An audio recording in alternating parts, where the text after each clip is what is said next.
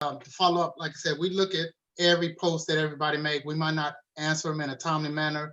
Um, maybe, things go on. A lot of the topics are very, it's hard to make a response on Facebook on a post. So, because it's lengthy, pretty lengthy. But one topic I wanted to bring a update. Somebody asked about an update to the uh, Breonna Taylor incident. Something just recently came to light that was, I think it was Friday or it's early last week. It appears that there were two long rifle shells found at the scene. If you can remember, Hankinson, the one who got fired and was charged, he claimed that he saw Breonna Taylor with a rifle, and that's why he was shooting. There was one round, it was shell casings. It wasn't a live round. It was a rifle round, and it was two rifle shell casings. One was found by Breonna's sister behind I think it was a dresser in their bedroom, and another shell casing was found in the parking lot. Now, why those things didn't come up, those were just presented. Well, the Attorney General, he already knew about it, but because the sister found it, I think earlier that next day, and the person who found the shell casing in the parking lot was a visitor to the complex who found the shell casing on the ground and contacted the authorities. Now the police, they all shot 40 caliber Glock pistols. Breonna's boyfriend, he shot a 9mm. So where these rifle shell casings come from is a mystery. So stay tuned. Wow, that's some interesting information you presented that wasn't brought out previously. I'm assuming these were spent shell casings. Yes, they had already been fired. Interesting. Very interesting. Now, were they buckshots or pellets? I mean, because an evidence technician come on the scene of a critical incident, every shell and every shot has to be accounted for. I'm just curious as to why this wasn't presented as a part of the crime scene evidence. That's a mystery because they were rifle. There was a rifle shell, and anybody who doesn't know what a rifle shell, as opposed to a regular pistol shell, a rifle shell casing is quite lengthy, as opposed to a regular pistol round is a short shell casing. Once the bullet shot, then the top part comes off, and the shell casing always remains. That's the part that ejects out of the barrel of the firearm. Oh, my bad. I mistakenly thought you said shotgun, but you said rifle. Yeah, it was a rifle. Okay. And another thing, the one who got shot, I believe it was Sergeant Mattingly. Mr. Walker sued the police department. Mattingly countersued Mr. Walker. He calls for undue stress and things of that nature, which is being applauded by quite a few of the local and national police departments and police officers. Now, I didn't know, or maybe I've just been retired so long that I forgot, but I didn't think that a law enforcement officer could sue a private citizen while acting in the performance of his duty. I thought that was his job hazard, but am I missing something, or did I just forget? If anything, that should be a workers' comp claim. Yeah, but he's suing the suspect. Right. That's what I'm saying. I don't get. I mean, if that's the case, I got a couple of lawsuits I can make myself. I mean, every officer that's interacting with a suspect that got his feelings hurt could sue. I mean, wouldn't that just be a part of job hazard?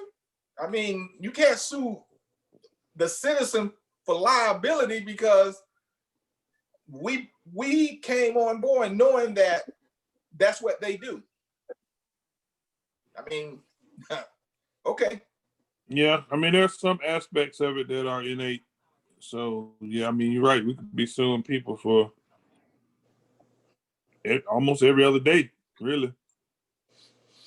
Okay.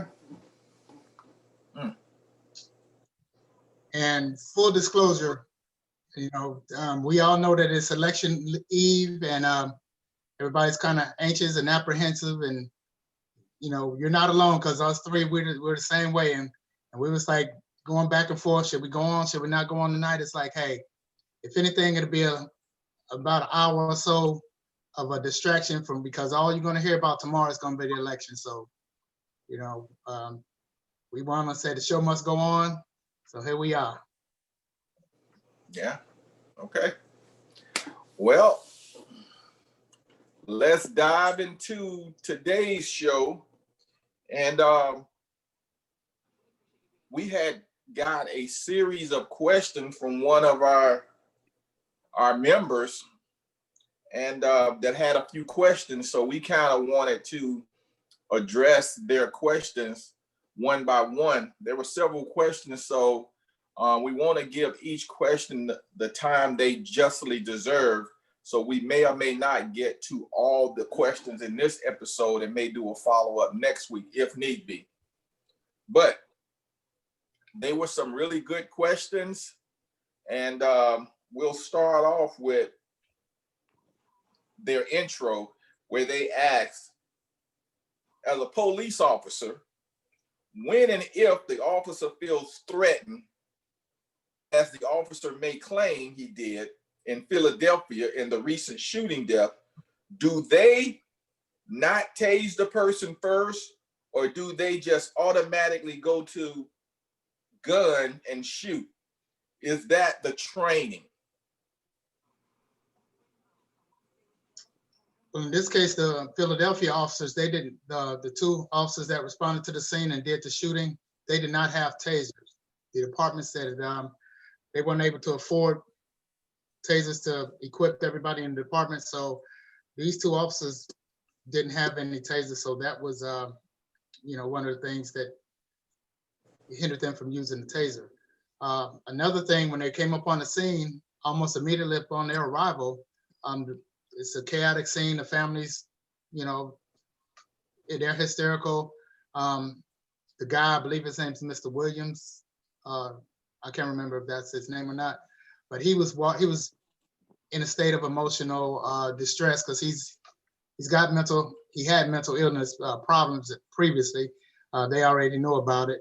I believe the police had been called out a couple of times earlier, and he was coming waving a knife around, and they gave commands to him to drop the knife, and he kept advancing. So they shot.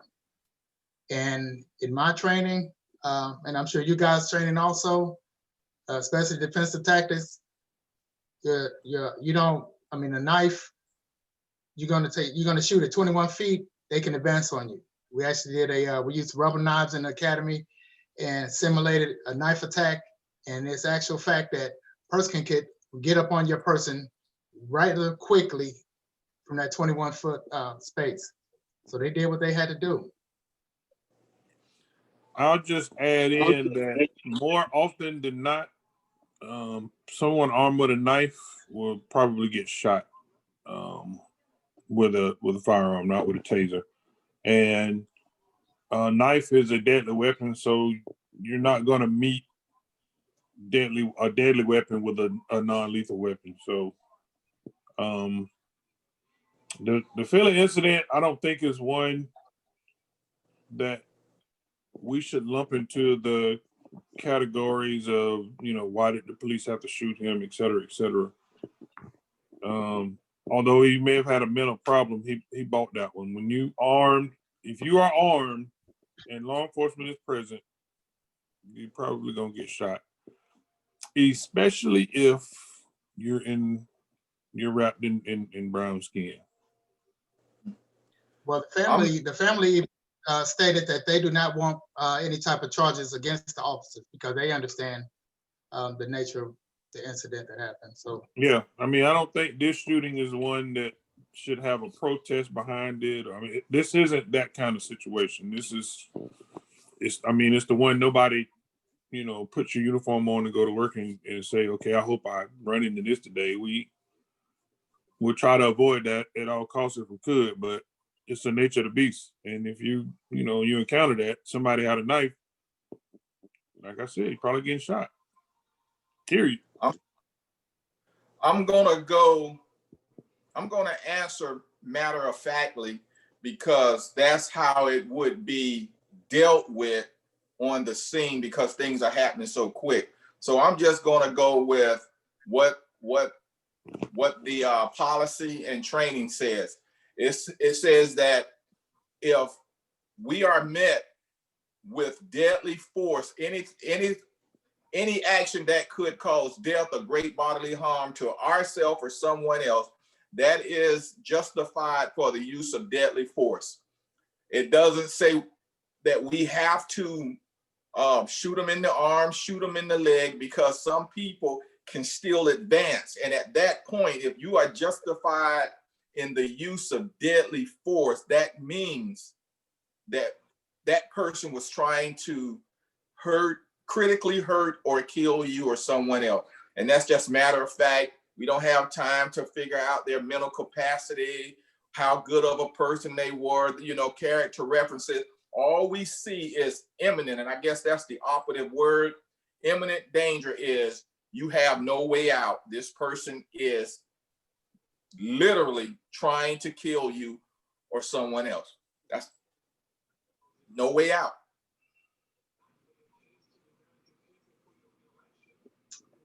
Matter of fact, what else? What was the other question? Because I really don't think that wasn't like I said, I don't think that was a debatable shooting. I don't think that was anything for people to be in an uproar about. No, you don't like that it happened, but that's just a part of law enforcement. Sometimes those things go down. Okay. All right. Next question. When a shooting occurs with an officer, who investigates these within the department? Is it internal affairs, or do they hire someone from the outside to come in and investigate? That is, I guess, depending upon the agency. Most of the places that I've seen have an outside law enforcement agency, usually a state-run agency to investigate. Like here in Georgia, GBI investigates police shootings. Some departments in Florida have FDLE do it, but for whatever reason, Jacksonville Sheriff's Office still investigates in-house, which really has a bad look to the outside world. Now, with them having the in-house investigative team, what they generally do is they have a team. They have the detectives. They have the state attorney that works pretty much hand in hand with the detectives, the evidence technicians, and then, like you said, they may or may not get in touch with FDLE for processing evidence and things of that nature. And if they feel like it's going to be pretty controversial, then they'll reach out to FDLE. And that's the standard. Is if it's going to be a high profile case, or if it has something that's controversial or could be some conflict of interest, they normally go outside. However, the initial investigation is conducted in-house to determine if it needs to be looked at by a different set of eyes in order for transparency. But on top of that, also in all shootings or in all response to resistance incidents, there is a response to resistance board that conducts its own independent investigation, but which they're not looking for criminal evidence. They're looking for violation of policy and training and so forth. So they still have that internal board that investigates those. So probably got two investigations going on simultaneously, or one right after the other, or parted out. If it's like Smoke said, could be controversial. And just for clarification purposes, I know we have a lot of non-law enforcement people that's watching. FD and military, law enforcement, they use acronyms just like the military does. FDLE stands for the Florida Department of Law Enforcement, which is the agency that oversees the certifications of law enforcement officers and their agencies. And GBI is the Georgia Bureau of Investigation, which pretty much does the same thing for the state of Georgia. What about in Arizona, where you're at? No, I'm sorry, Texas, where you're at, because I know we got some listeners coming from that part of the region. The Texas Rangers. Okay. Okay. Rangers, yeah, you're right about that. Rangers, okay. Cool. All right. Moving on. Please have each person on your panel to answer if they have ever had to draw their guns in an effort to shoot someone during their career as a police officer.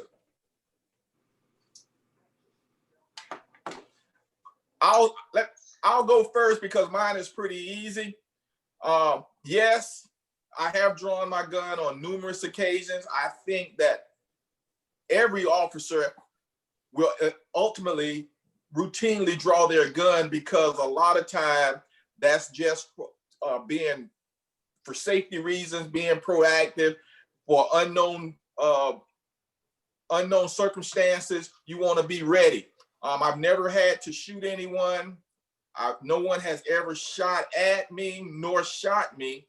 So my career was pretty fortunate. I like to contribute that to my tactics. A lot of times, just the way you present yourself, your tactic can minimize and prevent a lot of incidents that may get out of hand. Because if you walk up on a scene and this guy or this suspect, they pretty much size you up. And if you walk up there like Andy Gump, like you don't know what you're doing, or they feel that they can take advantage of you, they certainly will. So I like to think that my career was, I was built around good tactics and the blessing of God looking out for me. So no, I've never had to shoot anyone, but I drew my gun regularly when need be. I'll say I drew mine as well, particularly when I was on the task force. That was probably the most that happened.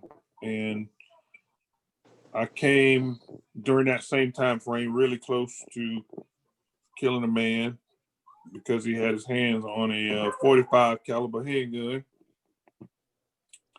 But fortunately, he dropped it in time. The only time I fired my weapon in the line of duty was to shoot a dog that was trying to bite me. But yeah, I'd say, ironically though, the thing that we do the most, or thing that I did the most that we consider the most dangerous thing that a police officer can do, I didn't draw my gun that much, and that was during traffic stops. I didn't draw my gun much during that. Maybe because they see a guy getting off a motorcycle, they think, well, I'm getting a ticket. So maybe the threat wasn't the same. I don't know. That part I can't explain. But doing, working undercover, wearing plain clothes, or the task force search warrant type stuff, that was where my gun was drawn the most. And also where I came the closest to shooting somebody. And I'm like Lost Johnson said, I had to shoot a dog once before on a search warrant. It was a cross between Mufasa and Cujo. And I shot one time. The other officer, he shot one time. It was weapons discipline. But I mean, we opened the door and he was right there. I mean, he was about as tall as about 5'11", 6 foot. You know, he looked like a bear. But he got it.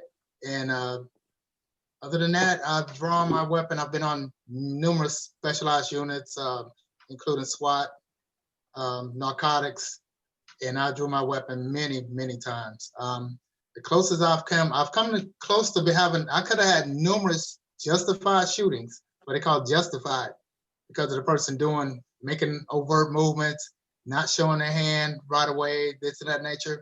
I believe the very closest that I came to squeezing the trigger was doing a traffic stop was on a task force, me and my partner, pull this guy over for a traffic violation. We go to get him out the car. He didn't have a license, didn't want to tell us his name, so we get him out the car, and he dives to reach underneath the driver's seat. So I had my gun and I put it right up to his head and I said, if you want to live, show me your hands. He pulled his hands, jerked his hands out from underneath the seat, partner cuffed him up, and there was a dime bag of weed. He was about to lose his life over. Now, like I said, that situation, if I'd have shot, pull the trigger, technically I'd have been justified. But like I said, I haven't done it numerous times and given people chance to react. I was prepared. And he asked me, he said, man, you was ready to shoot me, was you? I said, oh yeah, I'm finna send you on your way. So like I said, many times I've had numerous incidents like that, but talking people down, you know, a lot of times people are emotional. And if you got the time, unlike the situation like Sam was saying in Philly, that things were happening like that. So they didn't have time to try to negotiate or trying to calm the guy down or have some type of dialogue. You had to take action right then. But most of the time I was able to rationalize with somebody and end up getting them handcuffs and not having them, you know, having any bloodshed. Let me clear up my situation because I stated that the person had the hands on a 45, so somebody might question, well, how come you could be engaging somebody with a gun and you didn't shoot him? So the scenario was he was a passenger in a stolen vehicle that was parked in front of a business where the business called, and they felt like the people in that car were casing the place, preparing to rob them. So, like I mentioned, I was on task force then. I was actually in plain clothes, and we were in an unmarked car, my partner and I. So when we pull into the parking lot, we see the car, we pulled in behind them, and my partner approached the driver's side from the front, and I walked up on the passenger side from the back. So no one ever saw me. And as I look into the car, I see as my partner is approaching from the front, he has a CD case over his hand, but he has his hand on the gun. So because I had the element of surprise, my position was I got close enough that if he moved at all, anything, cough, sneeze, burp, whatever, the slight was already gone. It was just popped after that point. So as soon as my partner engaged the driver, I leaned in and stuck the gun on his head, and he let the gun go. Fortunately for him, he let the gun go. So those kinds of scenarios don't happen a lot like that.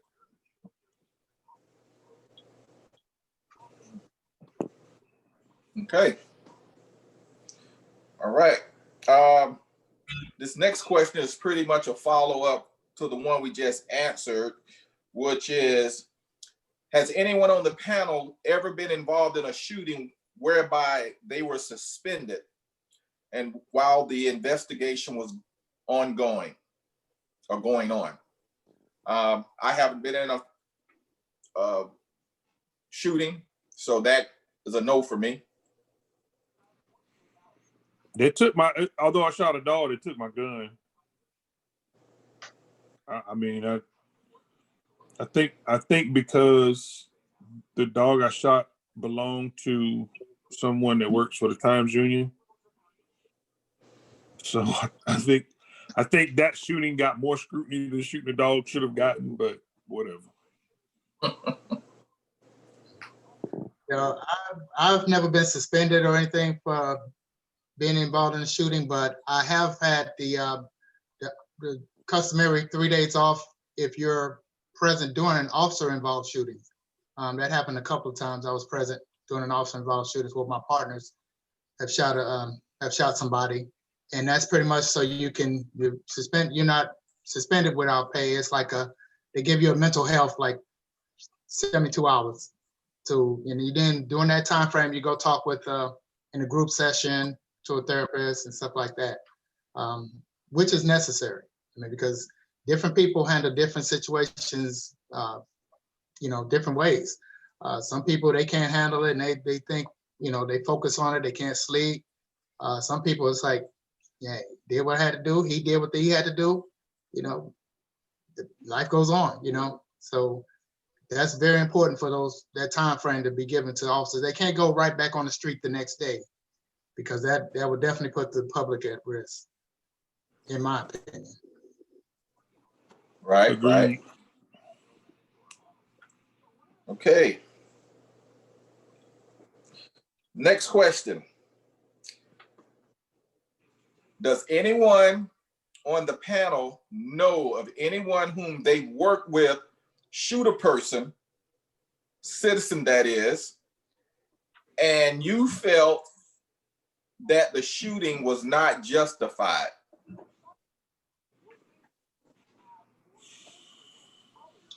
I would say no, not any shootings, but use of force, definitely. And I felt that it was too much. One situation was with a baton, excessive use of a baton. Another situation was, that was a big no-no of mine was that once a person handcuffed, it's like rodeo. Once they rope the dog, the calf or the cattle up, it's it, hands off. So once a person's handcuffed, you do not touch him. It's no getting your licks in or accidentally bumping the head on the window or the door frame or any of that.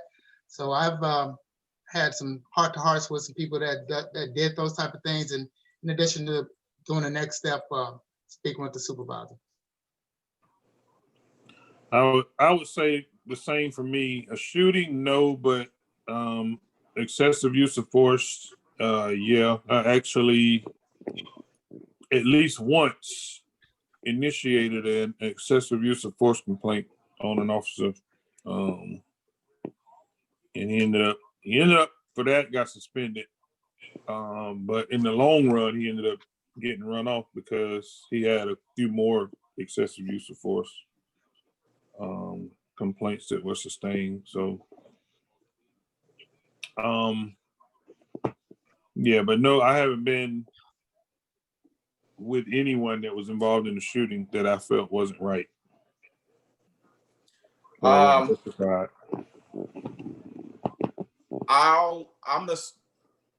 answer will be the same as you guys, that I have never been on an incident, officer involved shooting, and I felt the officer was unjustified. But I have been on the scene where officers use an excessive amount of force. However, in order to answer the question honestly, I'm just going to give my opinion, because we hear about officers involved shooting, and we hear inside the building what happened. And a lot of times we know the officers personally. So there have been times where when I hear of an officer involved shooting, I cut my eyes like, because I know that officer. And sometimes I know that officer is very aggressive. I know that officer can be overzealous. So when I hear that a particular officer, I might go, yeah, right. Or I know that some officers, when I hear their name, that I know that they don't have a lot of dog in them. And I know that out of fear, they may have overreacted. So these just be my personal opinions, just based on knowing that those particular officers and how it could have gone down. Not saying that it did.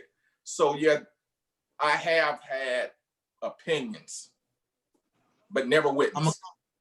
I'm a co-sign with you on that, Sam. I'm the same way. I definitely be like, oh, okay, I'm not surprised. Yeah, not surprised. That's what I was saying. Not surprised based on who the officer is. Yeah, opinions about shootings that we hear about throughout the agency. Yeah, but none that I've been on the scene of one, and I put myself in his position. I'm like, yeah, I probably would have did the same thing. So, but for ones that you just hear about, then yeah, I could say, yeah, I think we all could look at some of the Right. shootings we heard about and go, that's kind of suspect. Okay. All right, next question. As a former police officer, how has the recent events related to George Floyd, Breonna Taylor, and other victims of police brutality affected you? For me, it angers me for the ones that are just flat out wrong. It angers me because the profession, I said this last week, the profession is a profession of servanthood. We're serving the public. And at least in those two incidents, I'll just say to George Floyd, when that was a public servant who went out of his way to do harm. And that's not what the job is about. So that ticked me off. Even if George Floyd had lived and survived and not succumbed to his injuries, I still would have been pissed about that because that officer went out of his way to do harm. The Breonna Taylor thing, the initial somebody shooting at me, shooting back, I understand, I get it. But at some point, target acquisition was gone. So to continue just shooting, that's not how I was trained. I don't work in Kentucky, so I don't know. I can't say their police training is that much different from mine. They green light, just busting caps all over everywhere. But so to me, it ticks me off because that's not how I set out to do the job. When I wanted to become a police officer, that's not the example that was set for me. And that's not the image that I would like to see law enforcement portrayed in. But I also have to understand and realize, particularly in today's time, that there are some people that are carrying guns and wearing badges that are Klan members. So I can't overlook that aspect of it. Whether they're Klan members by card-carrying Klan members or Klan members by that's how they feel in their heart, they all the same to me. I got a whole range of emotions. I mean, perspective is everything. And I think my perspective has obviously changed being a retired officer, being older, being wiser, being calmer, being more rational versus when I was a younger man being an officer actively working. So now I go through a range of emotions just from seeing it from a different perspective of anger, frustration, and sadness, because now I'm seeing that the laws, the policy, and the training is not is not applied equally. A lot of the laws are not interpreted and applied fairly.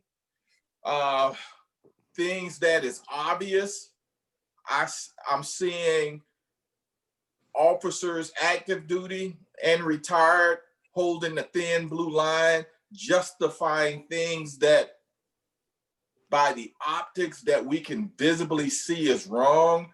So I'm disappointed to see that thin blue line is so strong and so loyal to entity, the entity of law enforcement versus the principle of law enforcement. So I go through a range of emotions. I'm like you, Sam. I go from anger to frustration to just the highest level of festivity. I've been Black all my life, and it seems like have, like you said, having been in the system, in the belly of the beast, you see the perpetuation of the us against them type of mentality. Treating people less than human, talking, doing whatever and then covering it up. People see movies about, police corruption and police doing this and this and that. But like I said before, facts are stranger than fiction. A lot of those things are based loosely upon actual events and things that happen. And having been not only worked in organized crime, serving search warrants, I was a training officer, and I was also on SWAT. So I took all of those. I took all those hats and I wore them proudly, and I did the best that I could. And I knew I stayed in the book and I stayed to the letter of the law. And when I see things like that, it's like blatant disregard for not only lies but policies and the rule of law. It's like it's two separate laws, just straight up and down. It's one for non-whites and it's one for whites. Just putting it out there like that, or not just whites, but the elite or the well-off. It depends who you are, and it shouldn't be that way. It shouldn't mean if he's Joe Shit the Rag Man, who's a bum, eating out of garbage cans, or if he just came out of Ruth's Chris.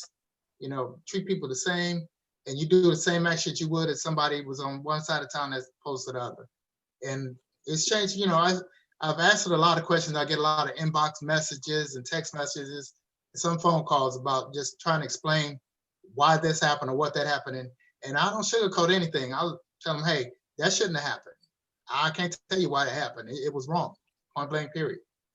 Or if something did happen that was justifiable or could have been, I could see that point of view. It may not have been the way I would have handled it, but I can see where that officer would have, did the actions that they did at that time.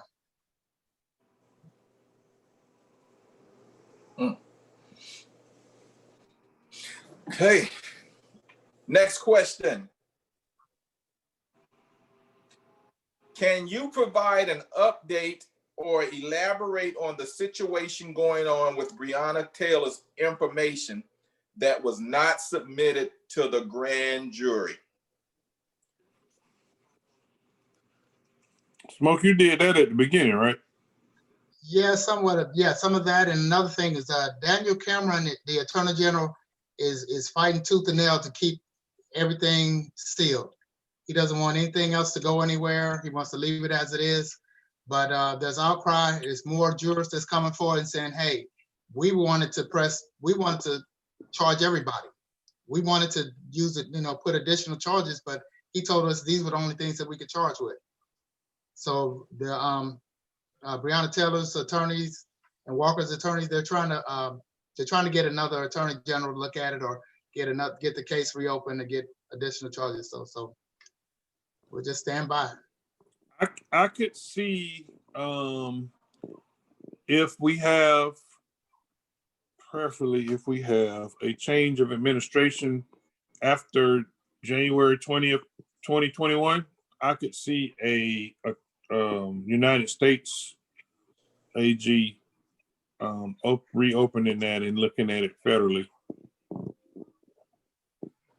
Only if the administration change. If it don't change, then ain't nothing gonna happen. But there's still an FBI investigation ongoing right now. Yeah, but without a different attorney general, ain't nothing gonna happen. I'm gonna go back to one of our discussion several weeks back when we spoke on the Breonna Taylor's case, and I took the position that based on the evidence that was presented and the application of the rule of law, that I had to agree with the decision. The two of you guys took a different position that said they didn't get all the information and that the ruling was unjust based on that. So it has come out that information was withheld. So that means that the decision was not a fair decision. So I stand not corrected, because based on what was presented and the rule of applying the rule of law, I was correct. However, based on my two partners saying you still need to push forward in uncovering, turning over every stone, making sure that it's right times two. That is the way you get justice, that you have to have somebody or a group of people willing to go further. As where I stood on the surface, they said, no, we got to go further. And that's what makes justice good in one aspect, but a all-out fight in the other aspect. So it has to be done that way. You have to have one person fighting for justice in the application of the law and the evidence or the rules of law. And you also have to have another group of people ensuring that it is done right and zealous. I think also, Sam, because our point that we were making was, and I think where the AG messed up was they actually ruled on one of the cases and didn't rule or didn't give anything on the other one as it relates to the officers that were involved in the shooting. So you indicted one officer, and then the grand jury didn't say anything about the other officers, and that's not how grand juries do their rulings. So that raised an eyebrow for me because, and like me and Smoke said, it hinted that they weren't even given that information because they didn't make a ruling on it one way or the other. It was almost as if it didn't exist. So they willfully withhold information. Yeah. So as it's coming out, the AG never put on the case against those other officers because a grand jury, if you can picture like just in a regular criminal trial, you're gonna get a not guilty or a guilty verdict, or you'll have a hung jury. Grand juries aren't like that. They're gonna give you yes or no. And if it's yes, you'll know why. If it's no, you'll know why. If they don't say anything, that means they didn't look at that case, or they weren't given that information, because they're never gonna not say like nothing, because they didn't even say that the officers were acquitted, or they decided not to charge them. They didn't give you that. You didn't get anything except for the one that they indicted. So the jury ruled on information that was presented, but the AG intentionally and willfully withheld information from the jury So they could not reach a fair and just decision. That AG should be held to account for that. And that's why you have to have people zealously fighting that the rule of law is applied correctly. And he did not apply the rule of law because he knew he's supposed to present all the information. Well, he So- couldn't, because if he had put that on, the information he did put on, where the officer was shooting into the apartment, he got indicted. So of course, if you put on the information where the officer was shooting and somebody died from it, that's like a no-brainer. So, But that wasn't it's not his place to withhold information because it increases the likelihood of a conviction. You know, that's not his place. That's why you have I agree, but jury. you know, when you He in the should be pocket, when indicted. you in the pockets of the rich folk, then you know. But I agree, that ain't his place. His place should have been you put the information in front of the grand jury and let them decide. That's what So he that's- should have done. That ain't what he did though. So that's an ethical violation. Yeah. Right. Basically, the only information he presented to the grand jury was Breonna Taylor's neighbor's apartments being shot into, not her Mhm. apartment. And that's the one officer that got indicted. And so the officer that actually whose bullet fired, who gun was fired, the bullet that killed Breonna Taylor, that information never came before the grand jury. So, which is also why he's fighting tooth and nail to ensure that information within that grand jury doesn't become public, because it will reveal his unethical behavior.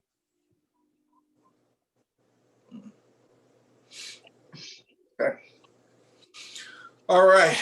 Next question.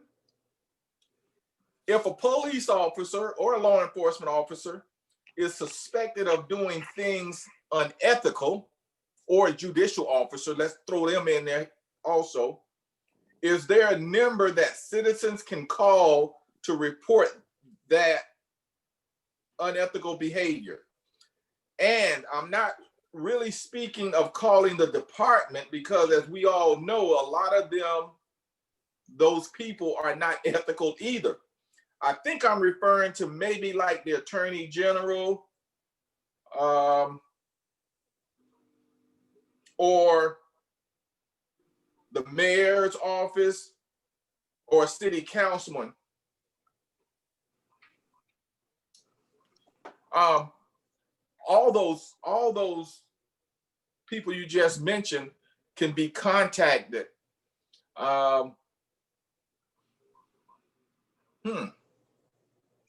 What I would suggest is contacting like the agencies that we're talking about that's in charge of the certifications for law enforcement officers.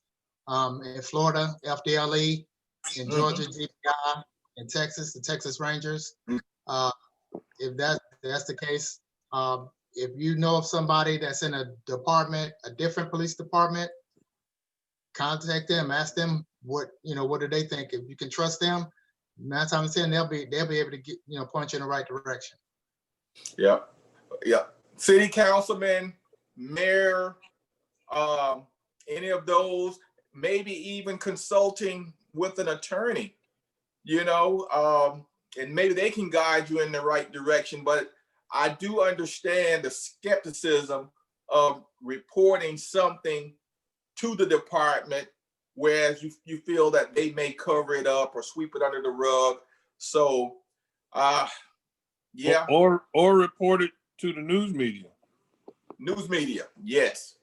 Or like we do a lot of times now, post it on social media, and it'll gather enough attention where somebody will start looking into it. But the only thing you risk at that point is they start covering their tracks. Well, depending on, I'll say this, depending on who the person is, tracks gonna get covered regardless. Now, if you're talking about just a regular line officer or regular supervisor or whatever, then they may hold that person accountable because that person becomes a sacrificial lamb. But if you catch an administrator while you're doing a reverse prostitution sting, where you put out a female officer as a decoy, and you have an administrator that comes up and engages this decoy officer, and you might have people that are also listening in try to brainwash everybody to go, hey, what you just heard you didn't hear. Not that I'm making that story up and that. But so I'm thinking depending on who commits the act, they'll cover up for that person. You have cases where directors and chiefs have wrecked vehicles and nothing happened to them. But, not that I'm making that up for anything. So that's what I would say. If you called on an officer that did something, they probably hold that person accountable. If you called on somebody that's appointed by the sheriff, ain't nothing gonna happen. Yeah, well, get your city councilman involved, call the mayor's office, call the media, post it to social media, got a lot of different outlets, but the thing is, you want to bring attention to it. Let me give you a real good one. Y'all might remember this. Remember there was an assistant chief that conducted a traffic stop in his personal vehicle? It was on the news. Ain't nothing happened to him. You remember that, Sam? No, I'm gonna need more details. It happened in your zone. On Pulaski Road. No, it was a Pulaski or Alta. It was on Alta.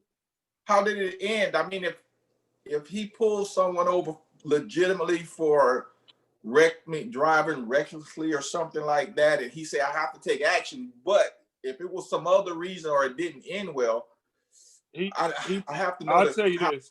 He pulled a guy over. He was in his personal vehicle. He pulled a guy over because he was coming down Alta Drive, and the guy pulled out from the neighborhoods. And so he basically pulled out in front of him.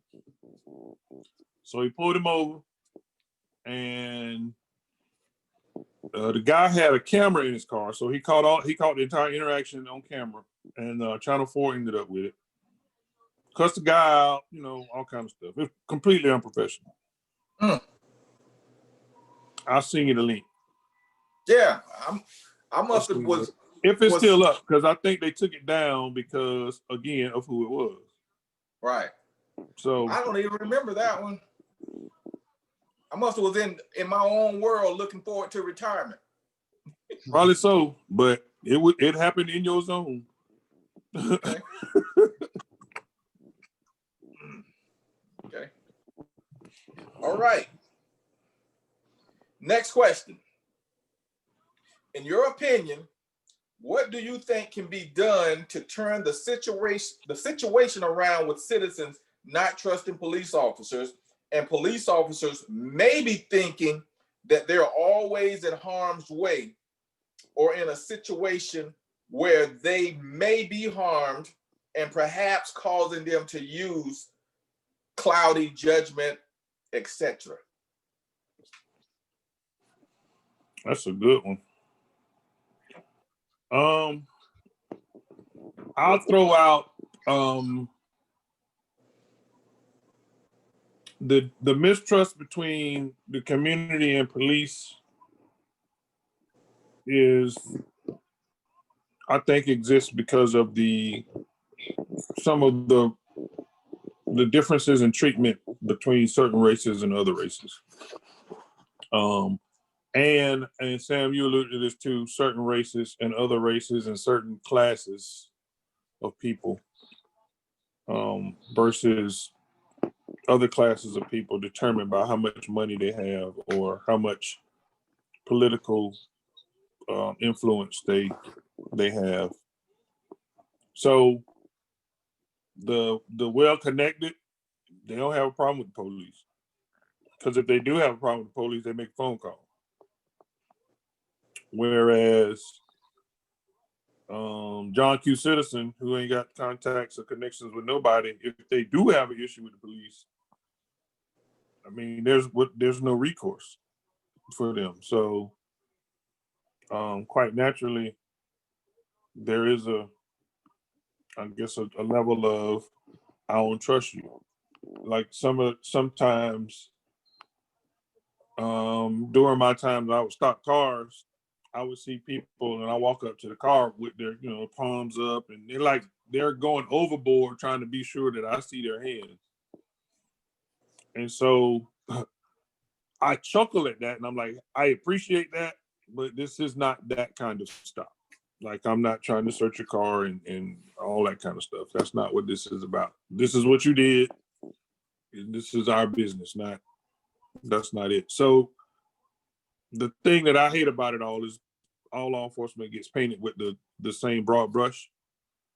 When you may be dealing with an officer that you can deal with on a, personable level, but because you mistrust the entity overall or the institution overall, that particular officer gets the negative side of that interaction when that particular officer hadn't done anything wrong or wouldn't do anything wrong, but you just assume so because of maybe past interactions or interactions that other people have had, or like I said, you're not politically connected or connected by wealth or anything. So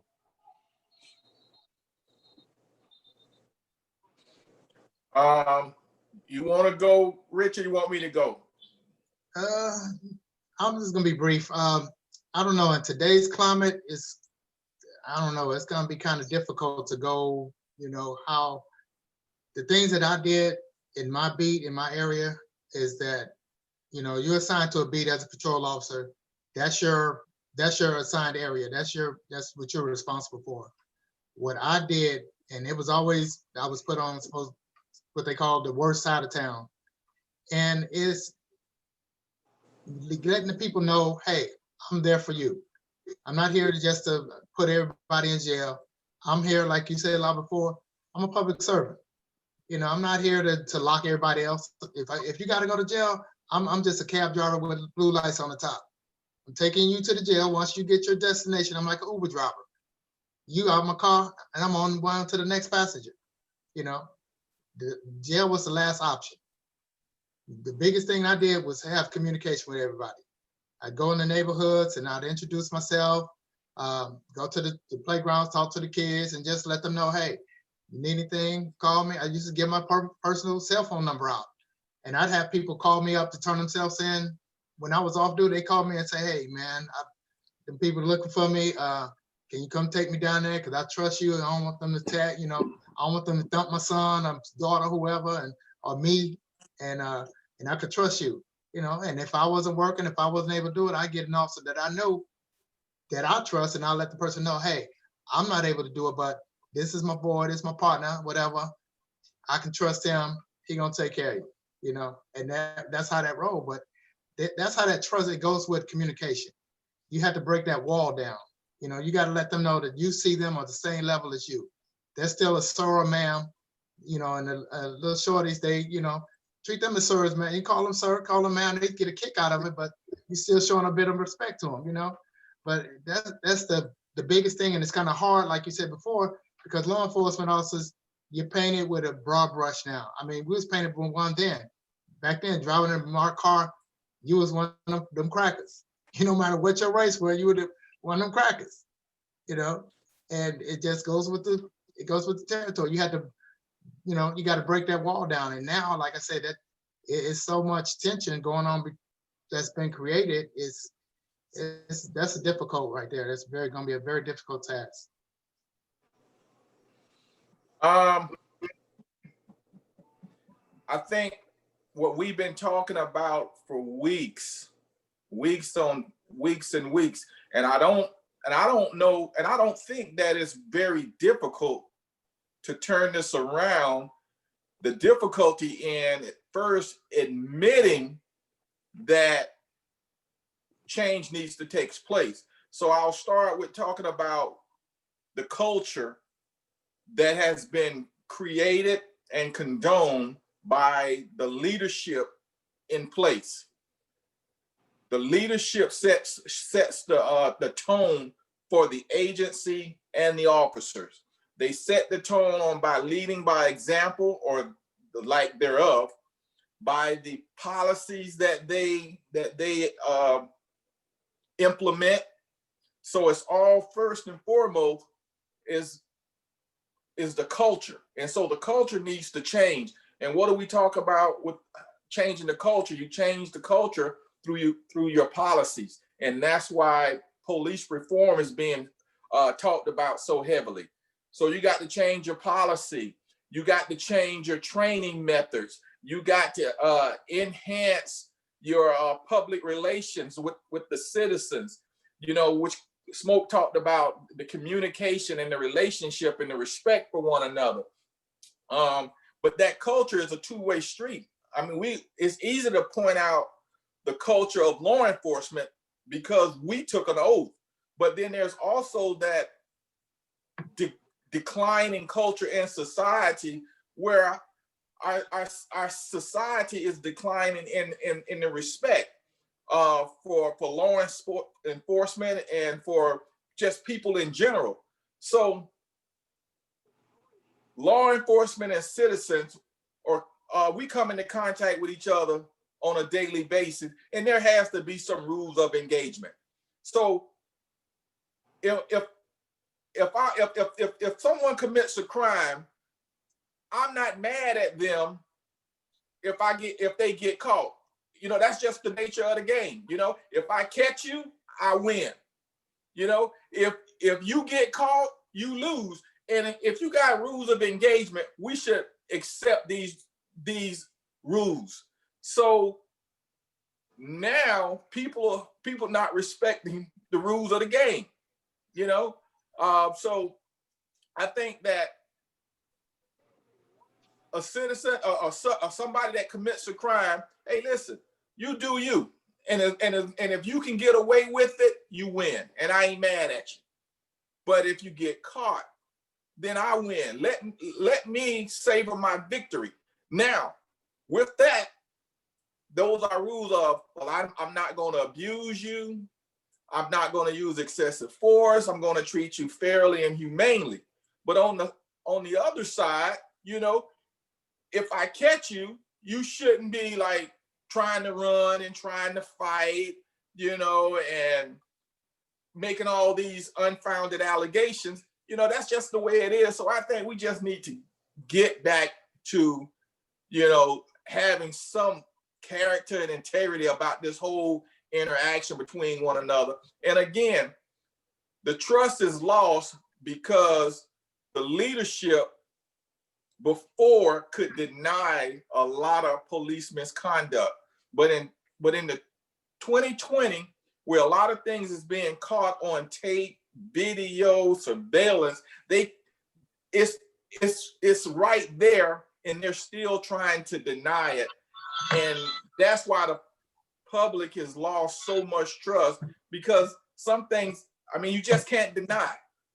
Even that thin blue line or the back the blue effort that they're putting on now, people want you to say, okay, we were wrong. You know, and sometimes we are wrong, but they want us to, you know, be responsible and be accountable, because as law enforcement officers, that's what we want from our justice system. And I'm glad you brought that up, Sam, because I want to make something clear. There's no such thing as a blue life unless you're a Smurf. I'm just saying, that's just common sense wise. I mean, if you work at McDonald's, you had a green uniform, you can't say green lives matter. You know what I mean? You're not gonna do that.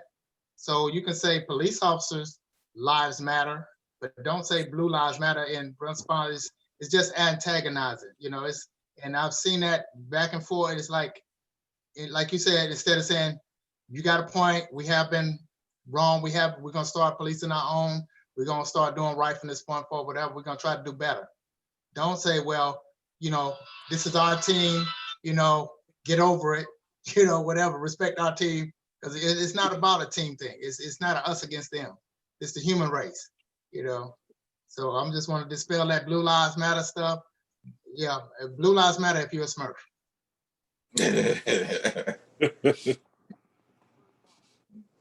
All right. Last question. Does the Black Panther movement still exist? If so, where are they? I got you. I had a personal interaction with some of them, but I'll let you know.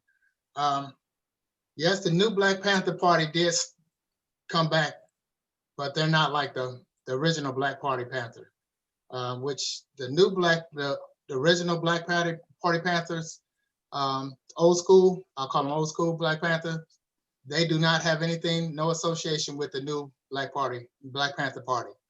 The new Black Panther Party it came to the spotlight in 1998. I believe, what was his name? James Byrd, the black guy who was found when he was drugged in Jasper, Texas, drugged behind a pickup truck. And they became irate, and that's when they came up on the scene and got the national attention in the media, in the news. Then I think the next thing, they were big in Ferguson. When Ferguson kicked off all of the looting and rioting and stuff like that, they came out there showing off things of that nature. My personal interaction with them was when I was in Brunswick, Georgia, as a detective, and it was an 18-month-old child that got killed. He had a white mother, his father was Hispanic, and it was the suspect who killed him was Black. He was clearly in the wrong. Eventually the suspect I believe he got life in prison, and I ended up testifying in that trial. But during some of the court proceedings, the new Black Panther Party showed up on behalf of the family of the suspect. Now they rolled in like 3 deep, which looked kind of, it's like you're not really intimidating. You only got 3 people, and they didn't look, it wasn't like they had any type of military bearing about them. Kind of, one of them looked like he just got up from a buffet, pretty much got kicked out of a buffet. The next one, he looked like he was, he might have been at the bus stop and somebody said, hey, put this on and come hold his gun and march with us, and the other guy, he self-appointed leader, he didn't seem like he had it all together. He was just spouting out the ideology. But it's the new Black Panther Party, they're more anti-Semitic, more they're more racist. And they have been put on the list of being one of the hate groups. Now, the original Black Panther Party, they started back in October of 1966 is when they actually came together. And that was Bobby Seals and Huey Newton that got them together.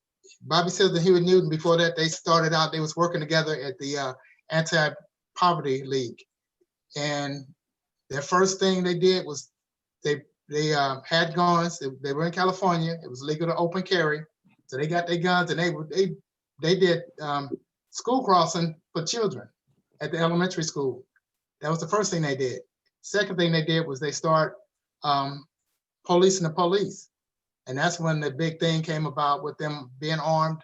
They got, now Huey, he was going to night school for law. So he pretty much had he was well-versed in the law. So the officers were like, hey, y'all can't be here watching us. And he was like, the codes that California Penal Codes XYZ says that we can observe an officer. We don't have to give them 8 to 10. We have to be within 8 to 10 feet. And we're like 20 feet from you. So yes, sir, we're going to stay right here.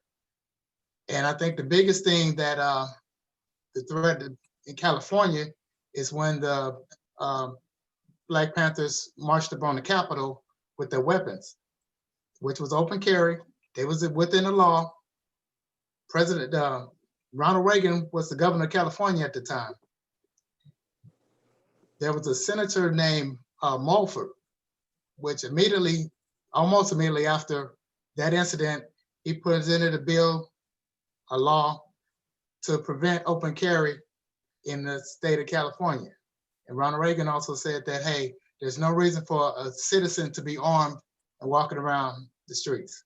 So that's why that's how the law was passed. And that's why California today is very strict on their weapons and ammo. The Black Panther Party they were very social. The government, they took their free lunch program that they fed the school kids and they implemented it nationally. They stole it from the Black Panthers. Black Panthers also came up with they was giving out free shoes to school children. And they were infiltrated by the FBI and COINTELPRO, which is another topic, but there was nothing like the new Black Panther Party. So yes, the new Black Panther Party does exist, but it's like the Pop Warner League. They're not really serious. I think the biggest difference in the new Black Panther Party versus the original Black Panther Party is the original one was a threat to the government because it was educating Black people. And that has always been the most dangerous thing to the government, is educating Black people. This new Black Panther Party is just a bunch of noisemakers, like them cowbells at football games. That's all they are.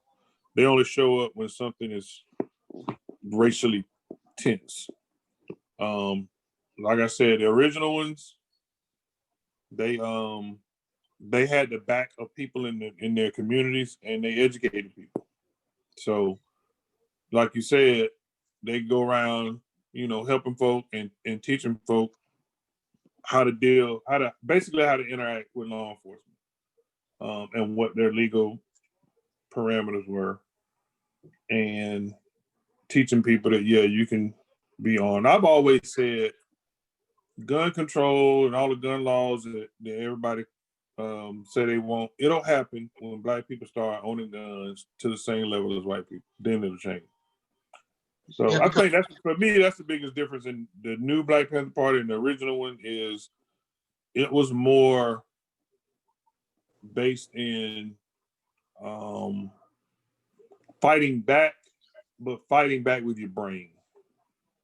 And then the other part of fighting back came, if you brought smoke to us, then we're gonna bring it back. But that wasn't their lead foot. Their lead foot was education. And it's ironic that the one of the supporting groups of the implementing the law against open carry was the NRA. Mm-hmm. They supported the Mulford Act.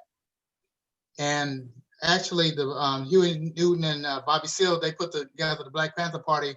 Their inspiration was after the assassination of Malcolm X. So it'll happen now if, like, I live in an open carry state. Let a whole bunch of bros start walking around with guns out, and it'll change. Like, they won't have no problem changing the law. None at all. Georgia's open carry? Mm-hmm. Put it right on your hip and walk right into Publix. Wow. But like I said, let a bunch of bros start walking around like that. That'll change. So how long have they been an open carry state? They started it when I was there with Brunswick. I believe it was 2010, 2012. Oh. It was implemented right around that time.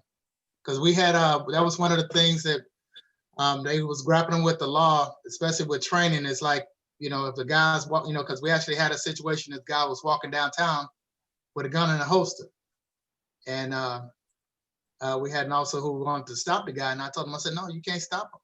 I mean, you don't have, he's like, well, he's walking downtown with a gun, open, what if he walks into a store and robs? It's like, okay, well, you got to wait until he walks in the store and rob him. You can't just walk up to him and, confront him about the gun. You don't have no PC, no probable cause.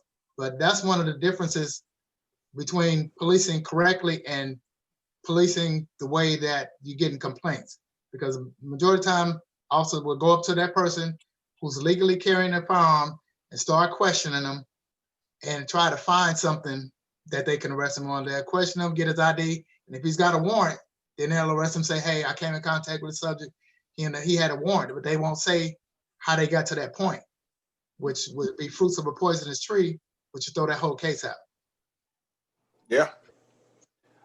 I was trying to imagine, that's why I asked, when was that law implemented? Because I'm trying to imagine back in the heydays of Freaknik, brothers rolling up in Suzuki Jeeps and AR-15, how that would have went down. It wasn't. rolling down Peachtree armed. It wasn't. Hey, can you imagine that? They already didn't want you here doing that anyway. That's why they would block off all the streets in the city and force you to drive in circles around 285. But yeah, so you could literally walk into Publix with your gun and a holster on your hip. Wow. Okay. But like I said, let them not brothers in College Park and West End and all that down there. Let the brothers in Sandy Springs start walking around like that. Mm. Or Alpharetta. All that's gonna change. That's the importance of one of the things we always talk about is knowing the law, knowing what your rights are. If you're gonna choose to open carry in your state, make sure that you read the state statutes on open carry or possessing a firearm, what you can and cannot do. A lot of people don't realize you can have a firearm in your house. You don't have to go get a concealed weapons permit to have a firearm inside your home or your vehicle. Your vehicle is an extension of your home. So you can actually have, but you have to know your state laws, what's legal, how you can and cannot carry that weapon. Yep. Well, that concludes those questions. And I would like to thank the presenter for submitting them to us. It kept the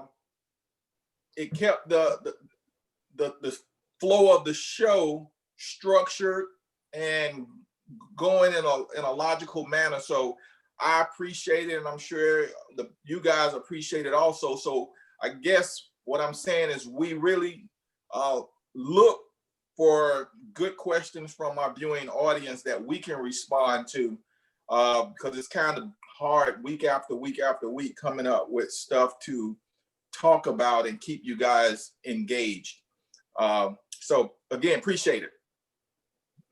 Yeah, that was posted on our Facebook group page, Retired Voices of Reason. So if you are on there and you got questions, post them. If you're not, join and post questions.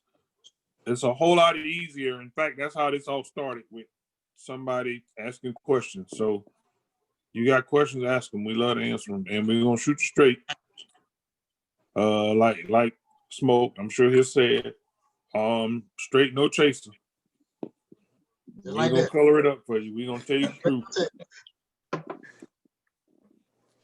Okay, well, that brings an end to this show. So, in closing, my words of wisdom is we're at the eve of election, of words of positivity. We're on the election eve, and if you haven't voted, please get out and vote. Any one of the states that each one of us represent. I'm in Florida. He lose Florida, he lose. And we all know who he is. My boy Smoke is in Texas. He lose Texas, he lose. My boy Love is in Georgia. He lose Georgia, he lose. So this time next week, we want to be rejoicing that one, if not all of the states that we represent brought a victory to us, and we know who us is. That's hard to top. Okay, I say if you haven't voted by now, why? Like, what is wrong with you? And if you're waiting to vote tomorrow, you're probably going to encounter some type of voter suppression, which is why you should have voted already. So if you do, don't let it stop you. Press on, and if they put their hands on you, then lullaby them. That's all I got to say.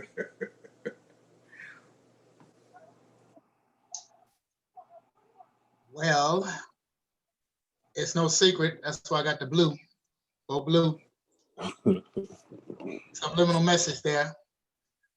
And I'm a proponent of being prepared and being in all actuality and being a realist. Emotions are high.